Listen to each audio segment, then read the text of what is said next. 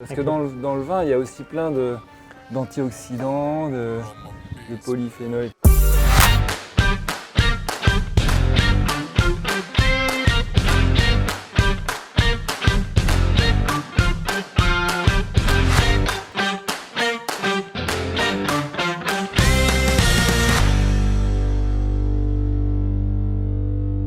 Bienvenue à Saint-Rémy-de-Provence. Je suis avec le chef étoilé Antoine Gras. Et je crois que tu vas nous faire un plat pour la lunchbox. Ça tombe vraiment bien parce que ça va être très désaltérant, j'ai l'impression. Des tomates, là, c'est vraiment le produit local par excellence. De saison, local et avec des fortes chaleurs comme ça, une soupe froide, c'est agréable. Et en plus, c'est top pour les yeux. Déjà, il y a plein d'eau, donc ça permet de réhydrater parce que quand on a une sécheresse oculaire, c'est bête de dire ça, mais il faut aussi hydrater. Il faut boire beaucoup d'eau pour produire de l'eau et produire des larmes. Et puis, il y a aussi plein de vitamines, et en particulier la vitamine C. Et ça, c'est très bon quand on a une sécheresse oculaire. On va en parler un petit peu après, mais ça permet de diminuer l'oxydation au niveau de l'œil. Et ben moi, je propose qu'on attaque. On va mettre les tomates à mariner pour la soupe froide. Donc je les ai lavées juste avant. Donc c'est une sorte de gazpacho, tu vois? C'est comme c'est un gazpacho Ouais. qui va être servi avec quelques morceaux de tomates qu'on va faire confire pour que le dressage soit un petit peu plus sympa et un petit peu de concombre pour amener, Ça va être bon, ça. pour amener un peu de croquant et du chèvre. Parce que c'est pareil, Saint-Rémy-de-Provence, c'est le pays du fromage de chèvre aussi. Tomates et chèvre. Donc là, il y a plusieurs tomates différentes. Ouais, les tomates, il y a 4 variétés là. On a la noire de Crimée, elle a moins de texture mais elle a beaucoup plus de goût. La cœur de bœuf, la jaune qu'on appelle tomate ananas et la verte, la green de zébra. Et les petits concombres bio de Fabien Dumont qui est juste à la sortie de Saint-Rémy-de-Provence. Je compte environ une tomate et demie dans la soupe par personne. Là, on va faire la recette à emporter en lunchbox, mais c'est quelque chose qui est tout à fait adéquat aussi pour manger à la maison. Dans tes tomates, il y a de quoi faire en termes de vitamine C. 100 g de tomates, c'est 18 mg de vitamine C. Si on considère que dans la journée, il faut environ 75 mg de vitamine C, c'est pas mal, avec 5 tomates, tu fais le plein en vitamine C. Là, on a tout ce qu'il faut là. L'été, on fait le plein de vitamine C souvent alors, parce qu'on en mange carrément, beaucoup. ouais. Le côté saisonnier, il est primordial, donc au-delà des vitamines, ils sont cultivés de façon responsable. Si on va chercher une tomate en plein hiver, je ne sais pas si elle a le même taux de vitamine C, mais en tout cas, elle aura un taux de pesticides et autres bien supérieur. Et je pense que tout est lié au-delà de la sécheresse oculaire. Pour manger sainement et avoir une bonne santé, il faut manger de saison. L'hiver, on retrouvera toutes les courges, les racines. C'est des produits complètement différents, mais qui sont tout aussi agréables à travailler. Il y a sûrement une sorte de biorhythme à respecter. L'organisme, il ne tourne pas de la même façon l'été que l'hiver. L'été, par exemple, on a besoin de beaucoup d'eau, donc on s'hydrate avec des produits hydratants comme ça. La chaleur et les UV, ça active l'oxydation. L'oxydation, c'est l'effet de l'oxygène qui va produire des molécules réactives à l'oxygène. Et donc ça donne des réactions qu'on appelle de stress oxydant. Ça abîme les cellules en fait, les cellules de l'organisme. Mais au niveau de la surface, quand on parle d'oxydation, par exemple chez les gens qui travaillent sur écran ou qui s'exposent beaucoup au soleil ou qui ont une sécheresse oculaire, en fait il y a une oxydation qui est un des mécanismes clés dans l'inflammation et la souffrance des cellules en rapport avec la sécheresse.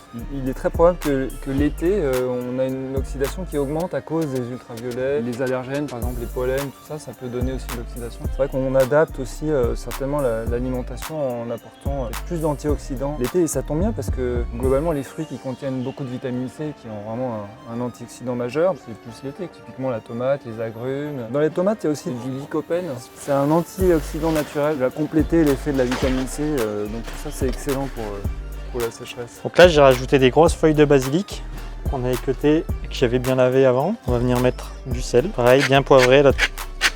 La tomate, elle aime bien le sel et le poivre. Il n'y a pas qu'elle d'ailleurs. Non, nous aussi, je crois. Un petit peu de vinaigre balsamique et de l'huile d'olive. Là, on va bien venir mélanger. Ça fait vraiment comme une salade. Et on va laisser les tomates mariner. Donc, si on le fait à la maison, qu'on a le temps, on les coupe le matin et on les mixe seulement à midi, qu'elles aient bien le temps de macérer ensemble. Plus elles macéreront, plus elles vont relâcher leur eau naturellement. Et après, ça va nous faire quelque chose de beaucoup plus goûteux. Donc là, on va les conserver ici. Ensuite, on va mettre les tomates à confire. Il y a d'autres tomates encore. Ça va être ta soupe. Ça va être la soupe. Et on va mettre des petites pétales de tomates qui serviront à amener un petit peu de texture et de volume dans la soupe. Puis de couleur aussi pour le coup. Ah oui, c'est beau là. Elles sont un vrai tableau ces tomates. Et ton chèvre alors, il est local là? Il est local. Il vient de...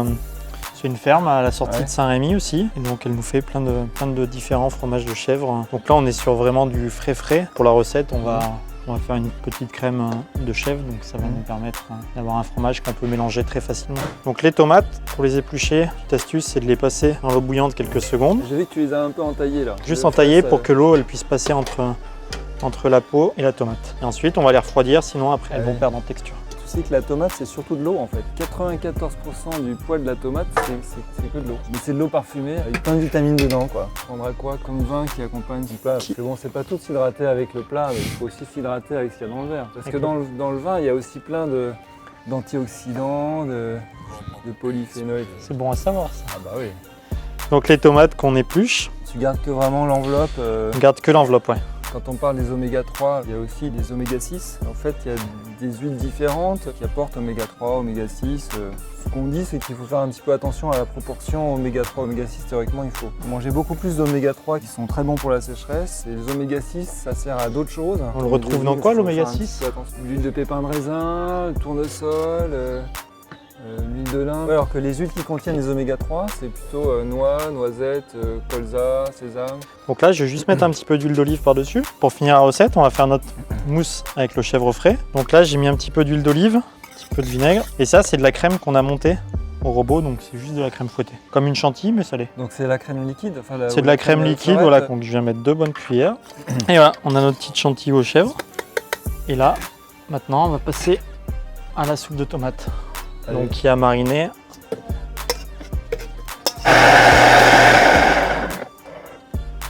Et voilà, on a notre soupe qui est prête.